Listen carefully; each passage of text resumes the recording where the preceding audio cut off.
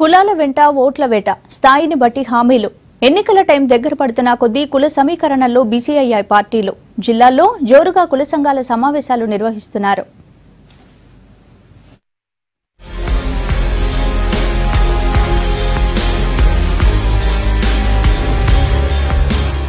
ఎన్నికలు దగ్గర పడుతుండటంతో పార్టీలు కుల సమీకరణాలకు తెరలేపాయి.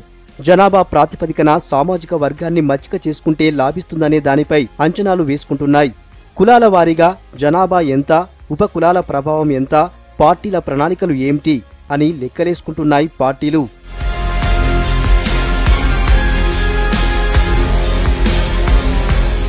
రాష్ట్రంలో బీసీలు, ఎస్సీ, ఎస్టీ, మైనార్టీల ఓట్లు 90% వరకు ఉన్నాయి. మొత్తం జనాభాలో ఎస్సీలు 64 లక్షల వరకు ఉన్నారు. ఎస్టీలు 36 లక్షల మంది ఉన్నారు. బీసీలు 86 లక్షలు, ఎంబీసీలు 56 లక్షలు, మైనార్టీలు 53 లక్షల మంది ఉన్నారు. కులాల వారీగా ఓట్లను కొల్లగొట్టేందుకు ప్రణాళికలు వేసుకుంటున్నాయి అన్ని పార్టీలు. క్షేత్రస్థాయిలో రాజకీయ సమీకరణాలు జరుగుతున్నాయి. ఆయా సంఘాల నాయకులతో పార్టీల ముఖ్యులు భేటీలవుతున్నారు. గ్రామస్థాయి నుంచి రాష్ట్ర స్థాయి వరకు ప్రభావితం చేసే నాయకుల్ని గుర్తించి మరీ హామీలిస్తున్నారు. ఈసారి ఉపకులాల నాయకులను కలుస్తున్నాయి పార్టీలు.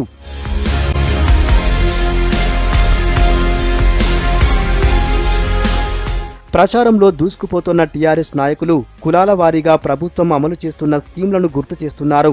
గ్రామీణ ప్రాంతాల్లో కుల సంఘాల నాయకులతో ప్రతిజ్ఞలు చేయిస్తున్నారు. ఎస్సీ, బీసీ కులాలకు వీలైనంత కార్పొరేషన్ల ద్వారా రుణాలు ఇప్పిస్తామని కుల సంఘాల నాయకులతో చెప్పిస్తున్నారు.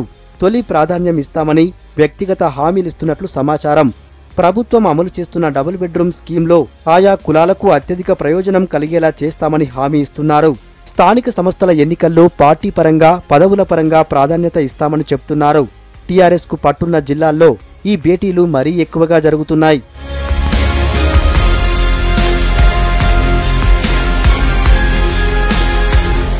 కాంగ్రెస్ పార్టీ సామాజిక మేనిఫెస్టోల్ని తెరపైకి తీసుకొచ్చే ప్రయత్నం చేస్తున్నట్లు సమాచారం.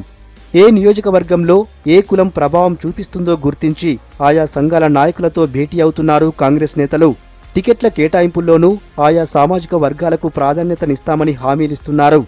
అధికారంలోకొస్తే సంస్థాగత పదవులిస్తామని చెబుతున్నారు.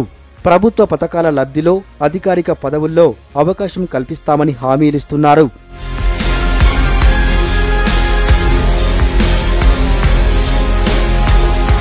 తెలుగుదేశం పార్టీకి బీసీ ఓటు బ్యాంక్ ఎంతో కొంత ఇప్పటికీ ఉంది. ఇందులో హైదరాబాద్ నగరంపైనే దృష్టి పెట్టింది. యాదవులు, గౌడ్స్, ముదిరాజ్ కులాలకు చెందిన నాయకులతో తెలంగాణ తెలుగుదేశం నాయకులు సమావేశాలు నిర్వహిస్తున్నారు. చంద్రబాబు హైదరాబాద్కు వచ్చిన సందర్భంగా కుల సంఘాల నాయకులతో మాట్లాడిస్తున్నారు. అటు జనసమితిలోనే ఎక్కువ మంది కుల సంఘాల నేతలున్నారు. టికెట్ల కేటాయింపు, పార్టీ పదవుల్ని ఎరగా వేస్తుంది జనసమితి. 28 కులాలతో ఏర్పడిన బహుజన లెఫ్ట్ ఫ్రంట్ రోజూ కుల సంఘాలతోనే సమావేశాలు నిర్వహిస్తోంది.